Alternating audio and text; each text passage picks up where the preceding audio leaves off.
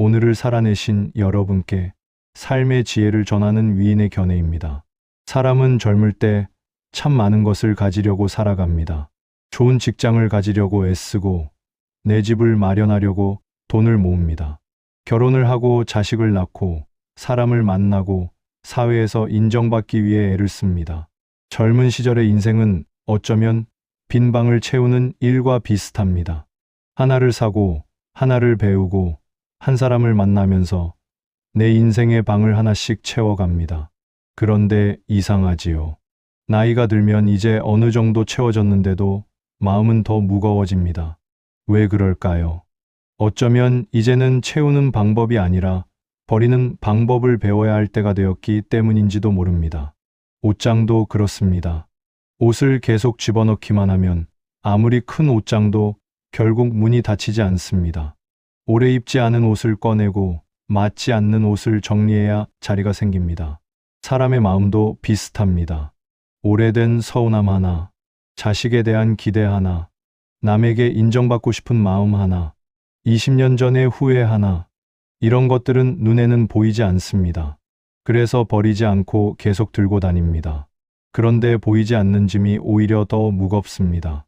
쇼펜하우어는 인간이 행복을 얻는 문제만큼이나 고통을 줄이는 문제를 중요하게 바라본 철학자였습니다.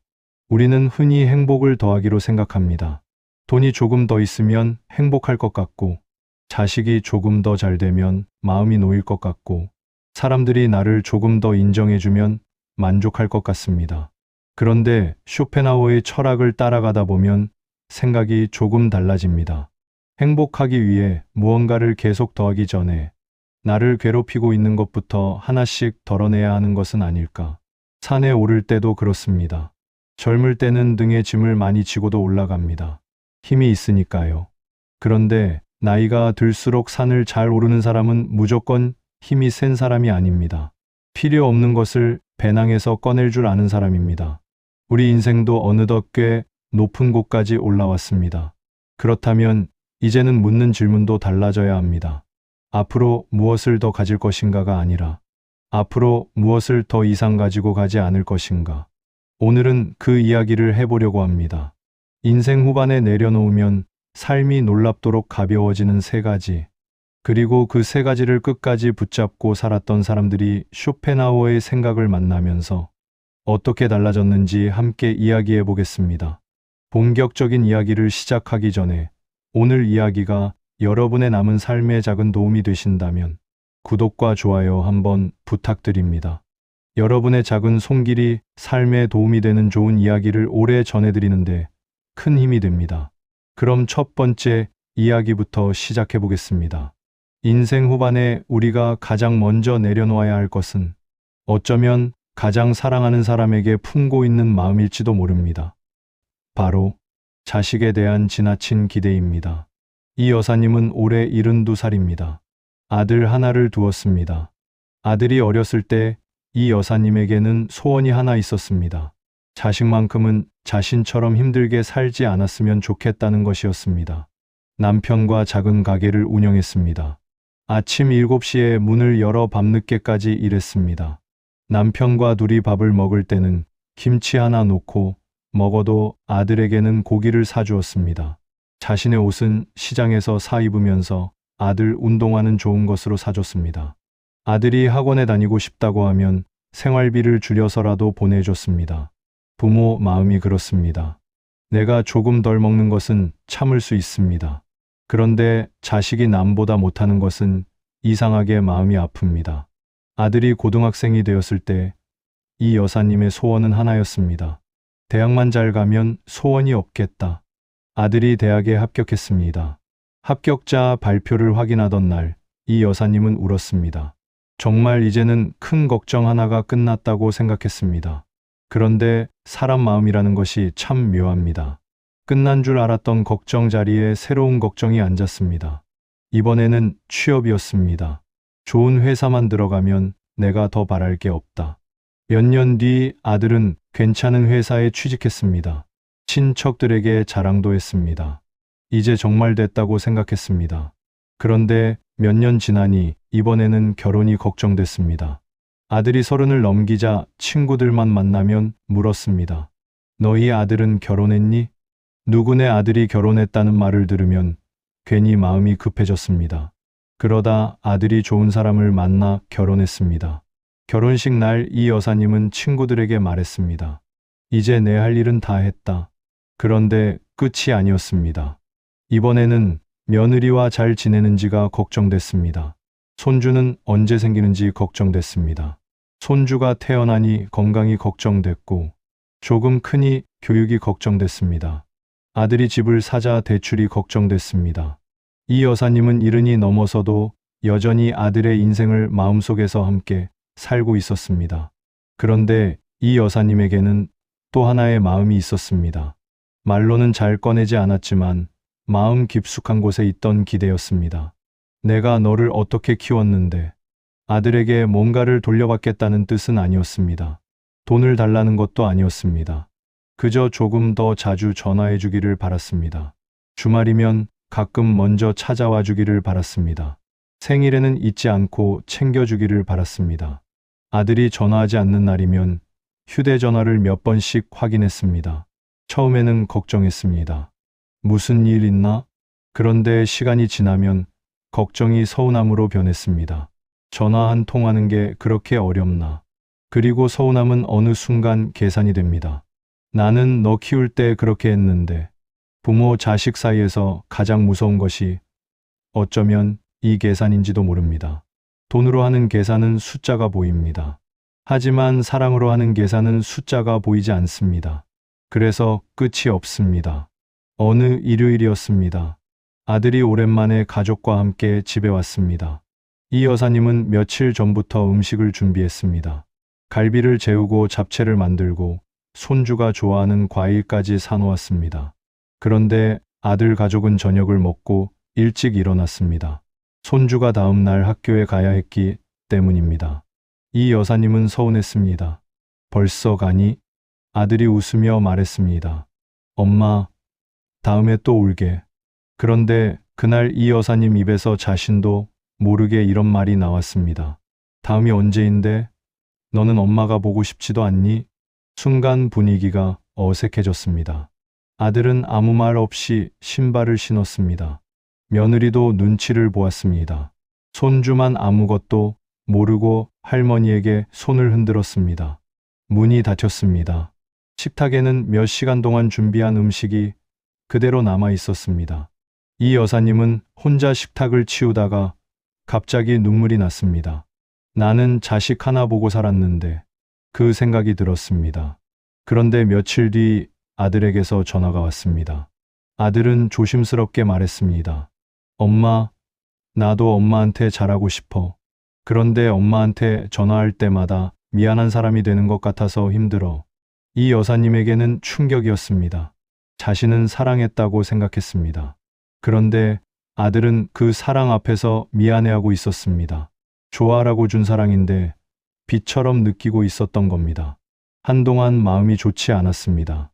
친구를 만나 아들 이야기를 했습니다. 그 친구가 이 여사님에게 책 한 권을 건넸습니다. 쇼펜하우어의 철학을 쉽게 풀어놓은 책이었습니다. 처음에는 별 생각 없이 읽었습니다. 그런데 인간의 욕망과 고통에 관한 부분에서 자꾸 아들이 생각났습니다. 쇼펜하우어는 인간이 끊임없이 무언가를 원하기 때문에 고통이 생긴다고 보았습니다.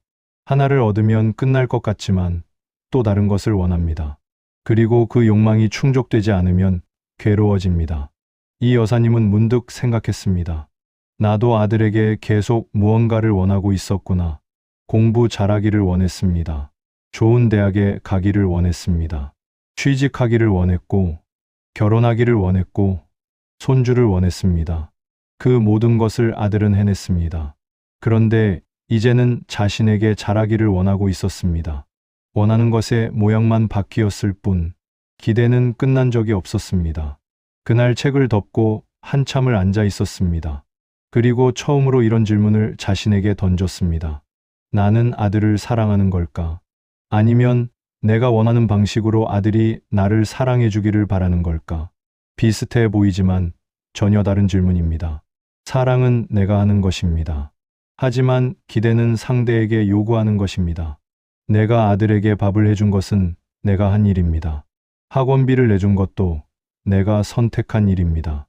밤새 아픈 아이를 간호한 것도 내가 한 사랑입니다. 그런데 그 사랑을 했다는 이유로, 그러니 너도 내가 원하는 방식으로 나를 사랑해야 한다고 요구하기 시작하면 사랑은 조금씩 계약이 됩니다. 이 여사님은 그 사실이 마음 아팠습니다. 심리학에는 통제의 환상이라는 개념이 있습니다.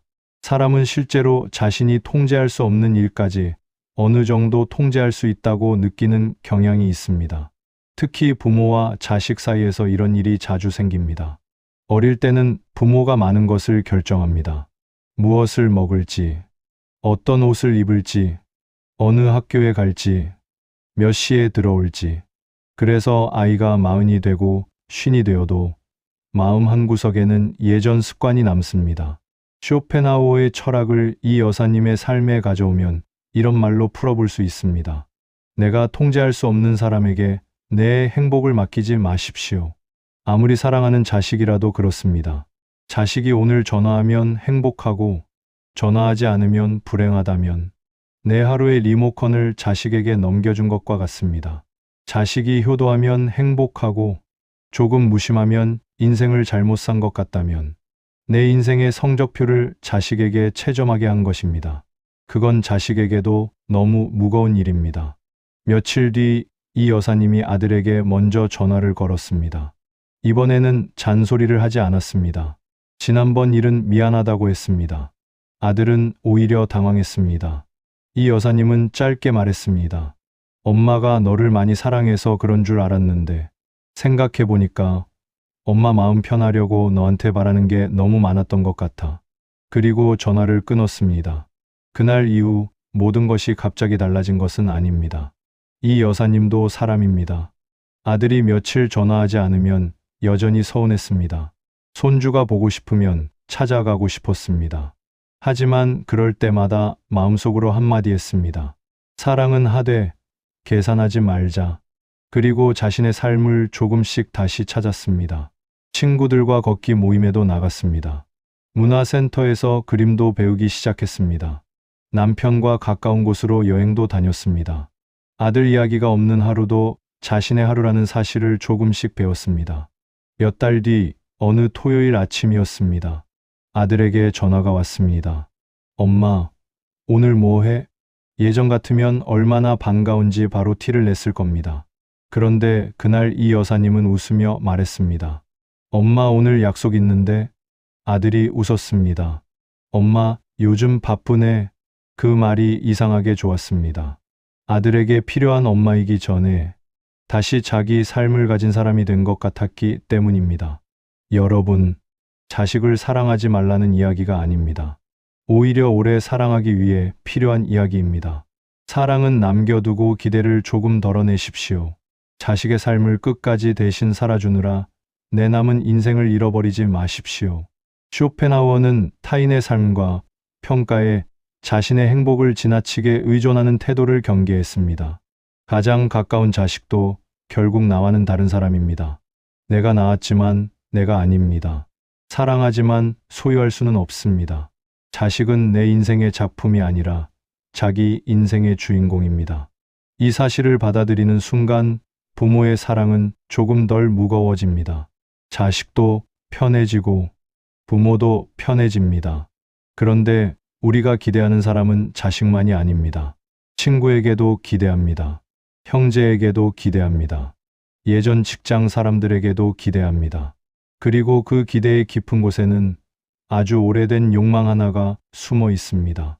사람들이 나를 괜찮은 사람이라고 생각했으면 좋겠다. 자식에 대한 기대를 내려놓는 것만큼이나 어려운 두 번째 짐입니다. 쇼펜하우어는 왜 남들의 평가에 행복을 맡기는 것을 그토록 경계했을까요? 이번에는 평생 사람들에게 인정받기 위해 애썼던 한 남자의 이야기를 들어보겠습니다. 박 사장은 올해 67입니다.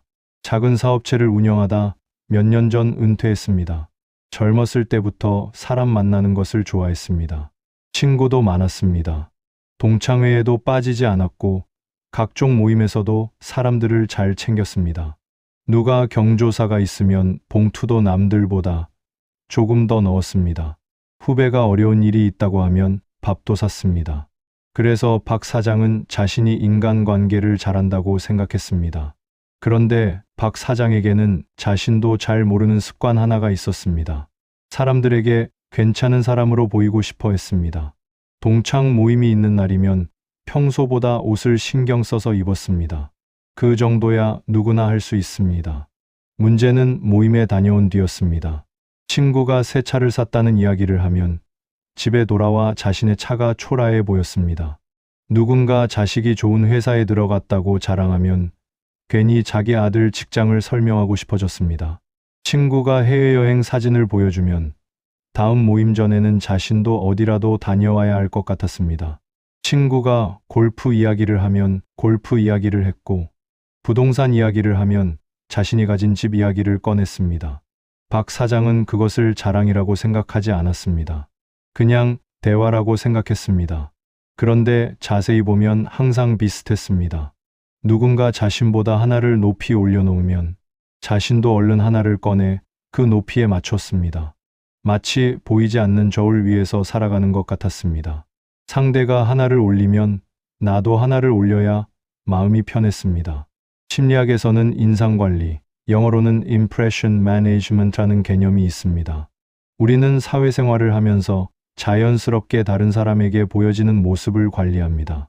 면접에 갈 때 단정하게 입고 처음 만나는 사람에게 예의를 지키는 것도 넓게 보면 인상관리입니다.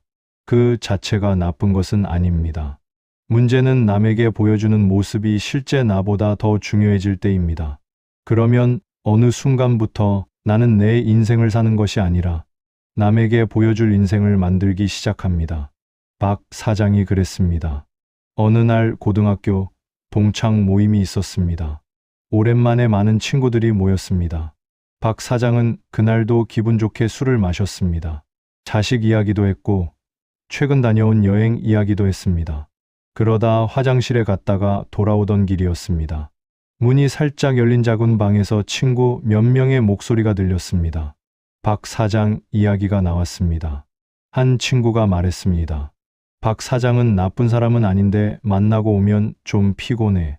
다른 친구가 웃으며 말했습니다. 뭐 하나 이야기하면 꼭 자기 이야기가 더 크게 나오잖아. 박 사장은 발걸음을 멈췄습니다. 얼굴이 뜨거워졌습니다. 조용히 자리로 돌아왔습니다. 친구들은 아무 일 없었다는 듯 웃으며 술을 마셨습니다. 그날 박 사장은 평소보다 일찍 집으로 돌아왔습니다. 차 안에서 계속 그 말이 생각났습니다. 피곤하다. 평생 사람들에게 좋은 사람으로 보이려고 노력했습니다. 그런데 정작 사람들은 자신을 피곤한 사람으로 느끼고 있었습니다. 며칠 동안 모임에 나가지 않았습니다. 친구들 전화도 받기 싫었습니다. 그러다 우연히 책장에서 쇼펜하우어의 책을 꺼냈습니다. 예전에 누군가 선물했던 책이었습니다. 쇼펜하우어는 인간의 행복을 이야기하면서 우리가 누구인가, 무엇을 가지고 있는가, 그리고 다른 사람에게 어떻게 보이는가를 구분해서 바라봤습니다. 그 가운데 특히 다른 사람의 머릿속에 존재하는 나의 모습, 즉 평판과 평가에 지나치게 매달리는 삶을 경계했습니다. 생각해보면 당연합니다. 다른 사람의 생각은 내가 통제할 수 없습니다. 내가 아무리 친절해도 나를 싫어하는 사람이 있습니다. 내가 아무리 설명해도 오해하는 사람이 있습니다. 10사람에게 잘해도 한 사람은 서운해합니다. 그런데 10사람 모두에게 좋은 사람이 되겠다고 마음먹으면 어떻게 될까요?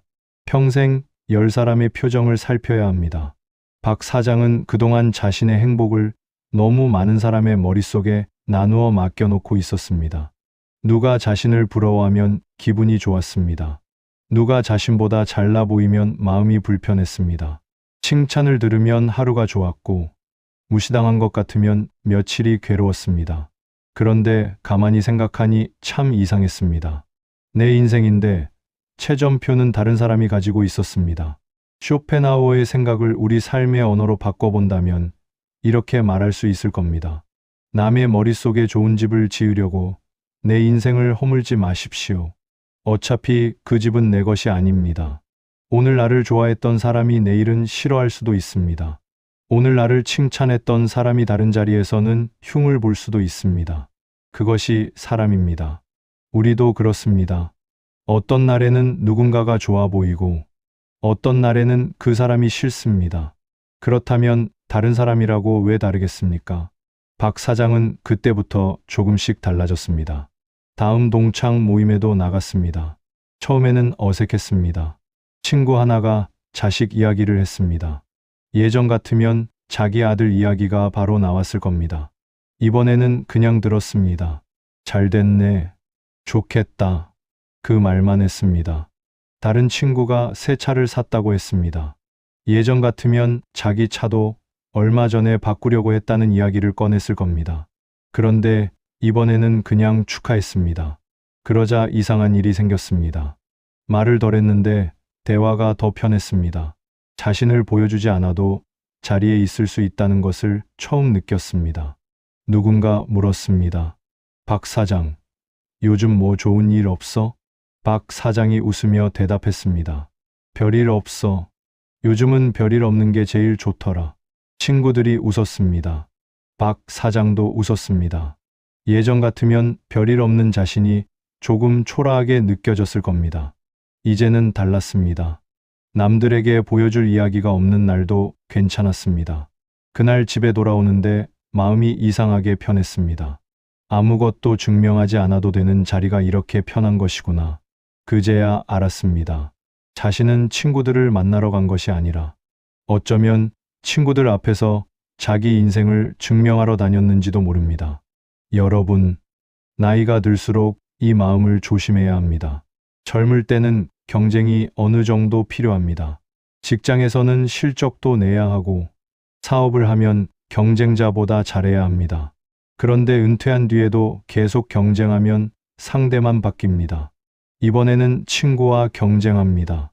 누구 집이 더 비싼지, 누구 자식이 더 잘 됐는지, 누가 해외여행을 더 많이 다니는지, 누가 더 건강한지, 심지어 손주까지 비교합니다. 그런데 이 경기는 결승선이 없습니다. 왜냐하면 세상에는 언제나 나보다 잘난 사람이 있기 때문입니다. 돈이 많으면 건강한 사람이 부럽고, 건강하면 자식이 잘 된 사람이 부럽고, 자식이 잘 되면 부부 사이 좋은 사람이 부럽습니다. 비교의 세계에서는 아무리 많이 가져도 부족합니다. 쇼펜하우어가 타인의 평가를 경계했던 이유도 여기에 있습니다. 행복의 기준을 바깥에 두면 마음은 늘 흔들립니다. 바람이 불 때마다 흔들리는 풍경처럼 말입니다. 우리는 모두 남들에게 보여주는 얼굴 뒤에 각자의 짐을 하나씩 들고 살아가고 있었습니다. 그러니 누구에게 내 삶을 증명할 필요도 없고 다른 사람의 삶을 부러워할 이유도 별로 없었습니다. 그런데 사람의 마음에는 남의 평가보다 더 끈질긴 것이 하나 남아 있습니다. 다른 사람에게 받은 상처는 시간이 지나면 조금씩 흐려지기도 합니다. 하지만 내가 나 자신에게 하는 말은 수십 년 동안 남기도 합니다. 그때 왜 그랬을까? 그때 그 선택만 하지 않았더라면, 그 사람에게 조금 더 잘했더라면. 인생 후반의 마지막까지 우리 발목을 잡는 세 번째 짐, 바로 지나간 일에 대한 후회입니다. 그렇다면 쇼펜하우어는 이미 돌이킬 수 없는 과거 때문에 오늘까지 괴로워하는 사람에게 어떤 이야기를 들려주었을까요? 이번에는 20해가 넘도록 과거의 자신을 용서하지 못했던 한 남자의 이야기입니다. 최 선생은 올해 74입니다. 겉으로 보면 큰 걱정 없는 사람입니다. 자식 둘 모두 결혼했고 손주도 있습니다. 아내와 사는 집도 있고 생활비 걱정도 크지 않습니다. 친구들은 최 선생에게 말했습니다. 이제 편하게 살 일만 남았네. 그런데 최 선생 마음에는 오래된 돌멩이 하나가 들어 있었습니다. 20년도 더 된 일이었습니다. 최 선생은 50살 무렵 사업을 시작했습니다. 주변에서 말렸습니다. 아내도 걱정했습니다. 하지만 당시 최 선생은 자신이 있었습니다. 직장 생활을 오래 했고 아는 사람도 많았습니다. 이번에 잘하면 가족에게 더 좋은 삶을 만들어줄 수 있다고 생각했습니다. 처음에는 괜찮았습니다. 그러다 사업이 어려워졌습니다. 빚이 생겼습니다. 결국 살던 집까지 정리해야 했습니다. 가족은 몇 년 동안 작은 전셋집에서 살았습니다. 아내는 다시 일을 시작했습니다. 자식들도 하고 싶었던 것을 많이 포기했습니다. 몇 년 뒤 최 선생은 다시 일어섰습니다. 빚도 갚았습니다. 자식들도 잘 컸습니다. 아내 역시 단 한 번도 그 일을 원망하지 않았습니다. 그런데 최 선생 자신만 그 일을 놓지 못했습니다. 친구들과 부동산 이야기가 나오면 말했습니다. 내가 그때 사업만 안 했어도 지금 집이 2채는 됐을 거야. 여행을 갔다가 좋은 집을 보면 생각했습니다. 그때 그 집을 안 팔았더라면 자식에게 돈을 조금 더 주지 못할 때도 생각했습니다. 내가 그때 실패하지 않았으면 20년이 지났는데 마음속에서는 아직도 사업이 망하던 해에 살고 있었습니다. 그런데 최 선생에게는 돈보다 더 아픈 후회가 하나 있었습니다. 어머니였습니다. 사업이 가장 어려웠던 어느 날이었습니다. 채권자 전화가 계속 왔고 직원 월급도 걱정해야 했습니다. 그때 시골에 계신 어머니에게 전화가 왔습니다. 밥은 먹었니? 평소 같으면 아무것도 아닌 말이었습니다. 그런데 그날은 모든 것이 짜증났습니다. 최 선생은 퉁명스럽게 말했습니다. 엄마, 나 지금 정신없어. 나중에 전화할게. 그리고 전화를 끊었습니다. 나중에 전화하지 못했습니다. 며칠 뒤 어머니가 갑자기 쓰러졌고 얼마 지나지 않아 세상을 떠났습니다. 최 선생은 그 마지막 통화를 평생 잊지 못했습니다. 어머니가 마지막으로 물었던 말, 밥은 먹었니? 그리고 자신이 했던 말, 나 지금 정신없어. 수십 년이 지나도 그 목소리가 가끔 귀에 들리는 것 같았습니다. 어머니 제삿날이면 더 심했습니다. 그때 5분만 이야기할 걸. 사랑한다고 한번 말할 걸. 내가 왜 그랬을까? 우리는 과거를 생각할 때 이상한 능력을 하나 갖게 됩니다. 지금의 지혜로 과거의 나를 심판하는 능력입니다. 지금의 최 선생은 74입니다. 수많은 일을 겪었습니다. 그러니 50살의 최 선생보다 많은 것을 압니다. 그런데 지금 가진 지혜를 들고 20년 전의 자신을 찾아가 말합니다. 왜 그렇게 어리석었어? 하지만 그때의 최 선생에게는 지금의 지혜가 없었습니다. 그때는 사업을 살리는 것이 세상에서 가장 중요한 문제처럼 보였습니다. 그때는 어머니가 다음 주에도 전화할 줄 알았습니다. 우리는 미래를 알지 못한 채 선택합니다. 그런데 결과를 모두 알고 난 뒤 과거의 나에게 완벽한 선택을 요구합니다. 참 가혹한 일입니다. 어느 날 딸이 아버지와 이야기를 하다가 또 사업 이야기가 나왔습니다. 최 선생이 말했습니다. 아빠가 그때 그 사업만 안 했어도 너희가 고생 안 했을 텐데. 딸은 한동안 말이 없었습니다. 그러다 아버지를 보며 말했습니다. 아빠, 나는 그때 힘들었던 거 이제 별로 기억도 안 나. 최 선생이 씁쓸하게 웃었습니다. 딸이 말을 이어갔습니다. 그런데 아빠는 왜 아직도 그때 살고 있어? 최 선생은 아무 말도 하지 못했습니다. 그리고 딸이 한마디를 더 했습니다. 아빠는 왜 20년 전 아빠를 아직도 벌 주고 있어? 그 말이 가슴에 박혔습니다. 그날 밤 잠이 오지 않았습니다. 나는 반성하고 있다고 생각했습니다. 그런데 어쩌면 반성하는 것이 아니라 자신을 처벌하고 있었는지도 몰랐습니다. 심리학에서는 지나간 일을 반복적으로 곱씹으며 생각하는 것을 반추, 영어로 rumination이라고 부릅니다. 속아 먹었던 것을 다시 되새김질하듯 사람도 이미 끝난 일을 머릿속에서 계속 되돌려봅니다. 왜 그랬지? 그때 이렇게 했어야 했는데. 만약 그랬다면 문제는 생각을 많이 한다고 과거가 바뀌지 않는다는 것입니다. 반성은 앞으로 가기 위해 과거를 돌아보는 것입니다. 하지만 반추는 과거를 바라보느라 오늘을 잃는 것입니다. 둘은 비슷해 보이지만 전혀 다릅니다. 최 선생은 딸에게서 쇼펜하우어를 쉽게 풀어놓은 책을 한 권 받았습니다. 그 책을 읽으며 운명과 고통, 인간의 의지에 대한 쇼펜하우어의 생각을 접했습니다. 쇼펜하우어의 철학에는 인간이 자신의 뜻대로 세상을 움직일 수 있다는 낙관보다 삶에는 우리가 통제할 수 없는 부분이 너무나 많다는 냉정한 인식이 깔려 있습니다. 그것을 최 선생의 삶에 가져오면 이런 질문이 생깁니다.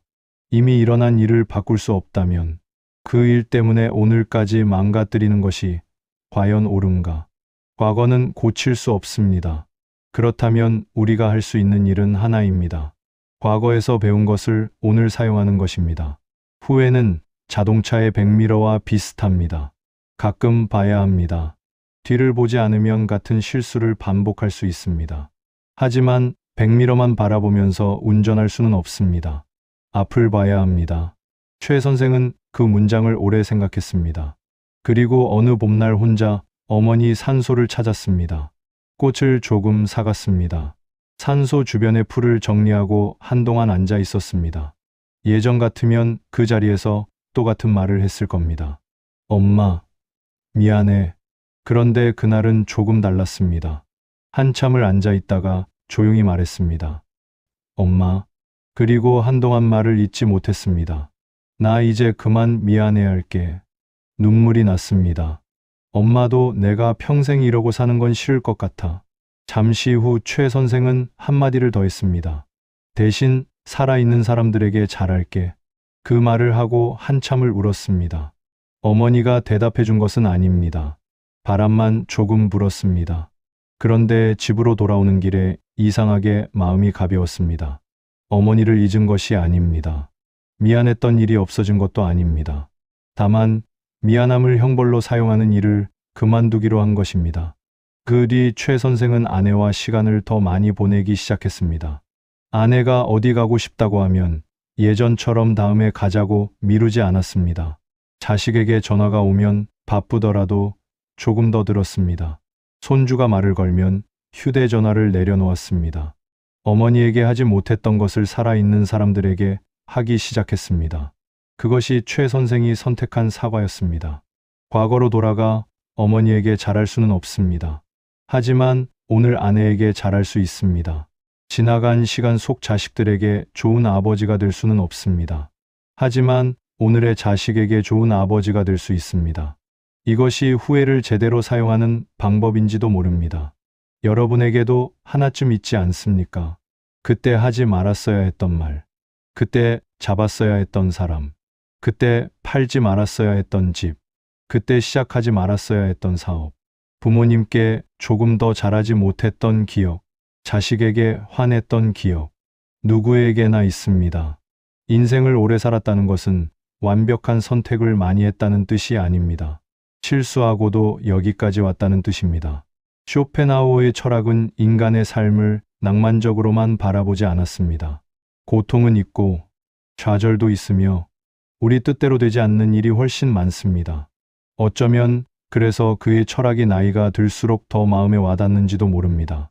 젊을 때는 노력하면 모든 것을 바꿀 수 있다고 믿고 싶습니다. 하지만 오래 살아보면 압니다. 노력해도 안 되는 일이 있습니다. 아무리 잘해도 떠나는 사람이 있고 아무리 조심해도 병이 찾아올 수 있으며 좋은 마음으로 한 선택이 나쁜 결과를 만들 때도 있습니다. 그것이 인생입니다. 그러니 과거의 나에게 너무 가혹하지 마십시오. 그때의 나는 그때 아는 만큼 선택했습니다. 잘못했다면 인정하십시오. 사과할 사람이 살아있다면 사과하십시오. 고칠 수 있는 것이 있다면 고치십시오. 하지만 이미 고칠 수 없는 일이라면 그 일에서 배운 뒤에는 나 자신에게도 출소 날짜를 정해 주십시오. 평생 감옥에 가둘 필요는 없습니다. 후회는 죄수가 아니라 선생이어야 합니다. 배울 것을 배웠다면 이제 교실에서 나와도 됩니다. 인생 후반은 더하는 시간이 아니라 덜어내는 시간입니다. 이제 세 사람의 이야기를 다시 한번 돌아보겠습니다. 이 여사님은 자식을 버리지 않았습니다. 오히려 전보다 편안하게 사랑하게 되었습니다. 버린 것은 자식에게 걸어놓았던 지나친 기대였습니다. 박 사장은 친구들을 버리지 않았습니다. 모임에도 나갔고 사람도 만났습니다. 그가 버린 것은 모든 사람에게 괜찮은 사람으로 인정받으려 했던 인정 욕구였습니다. 최 선생도 과거를 지우지 않았습니다. 사업 실패도 기억하고 어머니도 기억합니다. 다만 이미 끝난 과거로 오늘의 자신을 계속 벌주는 후회와 자기 처벌을 내려놓았습니다. 세 사람은 새로운 것을 얻지 않았습니다. 큰 돈이 생긴 것도 아닙니다. 젊어진 것도 아닙니다. 자식이 갑자기 효자가 된 것도 아닙니다. 그런데 삶은 전보다 편해졌습니다. 왜일까요? 짐이 줄었기 때문입니다. 쇼펜하우어의 철학을 인생 후반의 언어로 바꾸어 본다면 어쩌면 이렇게 말할 수 있을 겁니다. 행복하기 위해 자꾸 무엇을 더 얻으려고만 하지 마십시오. 때로는 나를 괴롭히는 것을 덜어내는 것이 훨씬 빠릅니다. 우리는 젊을 때 참 많이 모았습니다. 돈을 모았습니다. 사람을 모았습니다. 경험을 모았습니다. 사진을 모았습니다. 추억을 모았습니다. 그런데 그 과정에서 서운함도 모았습니다. 미련도 모았습니다. 기대도 모았습니다. 후회도 모았습니다. 이제는 조금 정리할 때가 되었습니다. 이사를 가기 전에 집을 정리하듯 인생 후반에는 마음의 창고도 한번 열어봐야 합니다. 10년째 가지고 있는 서운함이 있다면 물어보십시오. 이걸 앞으로도 꼭 가지고 가야 하나? 다 큰 자식에 대한 기대가 있다면 물어보십시오. 이것은 사랑인가? 아니면 내 뜻대로 살았으면 하는 욕심인가? 사람들의 평가가 신경 쓰인다면 물어보십시오. 저 사람이 나를 좋게 생각하는 것이 내 남은 인생에 정말 그렇게 중요한가? 과거의 후회가 올라온다면 물어보십시오. 나는 여기서 이미 배울 만큼 배우지 않았는가? 그리고 필요 없는 것은 조금씩 내려놓으십시오. 한꺼번에 다 버릴 필요 없습니다. 사람 마음이 쓰레기통 비우듯 한 번에 비워지는 것도 아닙니다. 오늘 하나, 내일 하나, 그렇게 조금씩 가벼워지면 됩니다. 나이가 들수록 사람에게 필요한 것은 더 강한 힘이 아닐지도 모릅니다. 덜 들고 가는 지혜입니다. 강을 건너는 배의 짐을 너무 많이 싣으면 배가 가라앉습니다. 우리도 마찬가지입니다. 남은 인생이라는 강을 건너야 하는데 자식 걱정도 쉽고 남의 평가도 쉽고 옛날 서운함도 쉽고 20년 전 후회도 쉽고 이미 떠난 사람에 대한 원망까지 싣고 간다면 배가 너무 무겁습니다. 무엇을 버릴 것인지 결정해야 합니다. 그리고 재미있는 사실이 하나 있습니다. 버리고 나면 처음에는 허전합니다. 자식 걱정을 덜 하면 무책임한 부모가 된 것 같고 남의 눈치를 덜 보면 이기적인 사람이 된 것 같으며 과거를 그만 후회하면 내가 너무 뻔뻔한 사람이 된 것 같기도 합니다. 하지만 그렇지 않습니다. 내려놓음과 무책임은 다릅니다. 자식을 사랑하면서도 자식의 인생을 맡길 수 있습니다. 사람에게 예의를 지키면서도 모든 사람에게 인정받으려 하지 않을 수 있습니다. 과거를 반성하면서도 평생 자신을 미워하지 않을 수 있습니다. 이것이 인생 후반에 필요한 균형입니다. 쇼펜하우어는 세상을 마냥 밝게 바라본 철학자는 아니었습니다. 오히려 인간의 욕망과 고통을 냉정하게 들여다봤습니다. 그런데 그래서 오히려 위로가 되는 부분이 있습니다. 인생이 힘든 것이 꼭 내가 잘못 살아서만은 아니라는 것입니다. 사람에게 실망하는 것도, 욕망이 끝나지 않는 것도, 원하는 것을 얻고도 허전한 것도, 이미 지나간 일을 후회하는 것도 어느 정도는 인간이기 때문에 겪는 일입니다. 그 사실을 알고 나면 자기 자신에게 조금 너그러워질 수 있습니다. 왜 나는 아직도 이러지? 라고 자신을 꾸짖는 대신 사람 마음이 원래 그렇구나. 그래도 이제는 조금 다르게 살아보자. 라고 말할 수 있습니다. 그리고 바로 여기에 인생 후반의 지혜가 있습니다. 완벽하게 달라지는 것이 아닙니다. 조금 덜 흔들리는 것입니다. 자식이 연락하지 않아도 예전보다 하루 덜 서운하고 누군가 나를 싫어한다는 말을 들어도 예전보다 빨리 털어내고 과거의 실수가 떠올라도 예전처럼 사흘 동안 자신을 괴롭히지 않는 것. 그 정도면 충분합니다. 나이가 들수록 행복의 기준도 조금 달라져야 합니다. 큰 성공이 아니라 마음 편한 하루. 많은 친구가 아니라 내 이야기를 편하게 할 수 있는 사람 한두 명. 자식의 완벽한 효도가 아니라 각자 자기 자리에서 잘 살아주는 것. 과거를 완벽하게 지우는 것이 아니라 그 과거를 안고도 오늘 웃을 수 있는 것. 그 정도면 꽤 잘 살고 있는 겁니다. 우리는 자꾸 인생을 채점합니다. 나는 성공했나? 자식을 잘 키웠나? 돈은 충분히 모았나? 사람들에게 인정받았나?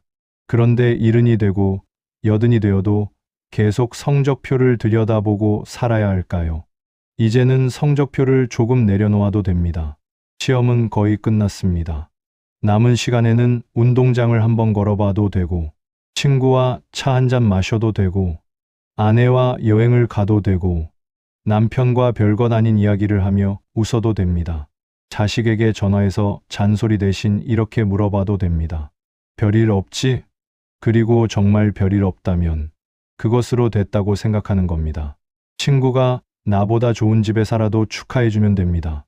그 집에서 내가 살 것도 아닙니다. 누군가 나를 싫어한다면 그것도 그 사람의 자유입니다. 세상 모든 사람의 마음속에서 좋은 사람이 되는 것은 애초에 불가능합니다. 그리고 과거의 내가 어리석었다면 한번 웃어주십시오. 그때는 내가 참 몰랐구나. 그러고 앞으로 가면 됩니다. 지금의 내가 그때보다 조금 현명해졌다면 그 실패는 완전히 헛된 것도 아닙니다. 마지막으로 오늘 이야기를 세 문장으로 정리해 보겠습니다. 첫째, 자식은 사랑하되 기대는 조금 내려놓으십시오. 자식은 내가 낳았지만 내 뜻대로 살아야 하는 사람은 아닙니다. 둘째, 모든 사람에게 인정받으려 하지 마십시오. 누군가의 머릿속에 좋은 사람이 되려고 내 남은 인생을 쓰기에는 시간이 너무 아깝습니다. 셋째, 지나간 일로 오늘의 자신을 계속 벌 주지 마십시오. 반성할 만큼 했다면 이제 그 경험을 가지고 앞으로 걸어가십시오. 그리고 이 세 가지를 하나로 묶으면 결국 한 문장이 됩니다. 인생 후반의 행복은 무엇을 더 얻느냐보다 무엇을 더 이상 짊어지지 않느냐에 달려 있을지도 모릅니다. 젊을 때는 손에 쥐는 연습을 했다면 이제는 손을 펴는 연습도 해야 합니다. 손을 펴야 새로운 사람의 손도 잡을 수 있고 따뜻한 햇빛도 느낄 수 있습니다. 주먹을 평생 꽉 쥐고 살면 손 안에 있는 것을 지킬 수는 있을지 몰라도 다른 것은 아무것도 만질 수 없습니다. 자식도 조금 놓아주십시오. 사람들의 평가도 조금 놓아주십시오. 과거의 나도 조금 용서해 주십시오. 그리고 남은 자리에는 다른 것을 넣으십시오. 오늘의 밥, 오늘의 산책, 오늘 만나는 사람, 오늘의 웃음, 지금 내 곁에 있는 배우자, 아직 전화할 수 있는 친구, 그리고 지금도 살아있는 나 자신. 우리는 없는 것을 찾느라 있는 것을 참 많이 놓치고 살았습니다. 이제는 그러지 않았으면 좋겠습니다. 내 인생에 없는 것보다 아직 남아있는 것을 바라보십시오. 떠난 사람보다 곁에 있는 사람에게 잘하십시오. 고칠 수 없는 어제보다 아직 바꿀 수 있는 오늘을 생각하십시오. 그리고 가끔은 스스로에게 말해주십시오. 이제 그만 들고 가도 된다. 오래된 서운함도, 자식에 대한 지나친 기대도, 사람들에게 인정받으려 했던 마음도, 20년 전의 실수도 충분히 들고 왔습니다. 이제 내려놓아도 됩니다. 어쩌면 나이가 든다는 것은 잃어가는 과정만은 아닙니다. 무엇이 정말 필요한지를 알아가는 과정인지도 모릅니다. 젊을 때는 많은 것이 필요하다고 생각했습니다. 그런데 살아보니 마지막까지 필요한 것은 생각보다 많지 않습니다. 내 몸 하나 편히 누울 자리, 내 마음을 알아주는 사람 몇 명, 하루를 살아갈 작은 이유, 그리고 밤에 잠들기 전에 오늘도 그럭저럭 잘 살았다 라고 말할 수 있는 마음, 그 정도면 충분할지도 모릅니다. 쇼펜하우어의 철학이 우리에게 들려주는 이야기도 결국 행복을 화려하게 꾸미는 방법이라기보다 인간이 스스로 만들어내는 불필요한 고통을 조금 덜어내는 지혜에 가깝습니다. 삶에는 피할 수 없는 고통도 있습니다. 사랑하는 사람과 헤어져야 하고, 몸은 늙으며 원하는 대로 되지 않는 일도 생깁니다. 그것만으로도 인생의 짐은 충분합니다. 그러니 우리가 굳이 만들지 않아도 될 짐까지 등에 얹고 살지는 않았으면 좋겠습니다. 자식 때문에 하루 종일 마음 아파하지 말고, 나를 싫어하는 사람 때문에 잠 못 이루지 말고, 이미 끝난 일 때문에 오늘의 나까지 미워하지 마십시오. 그 짐을 하나 내려놓는다고 여러분의 인생이 무책임해지는 것이 아닙니다. 오히려 남아있는 삶을 더 제대로 살아갈 힘이 생깁니다. 이제 누구보다 빨리 갈 필요 없습니다. 누구보다 많이 가질 필요도 없습니다. 누구에게 내가 잘 살았다고 증명할 필요도 없습니다.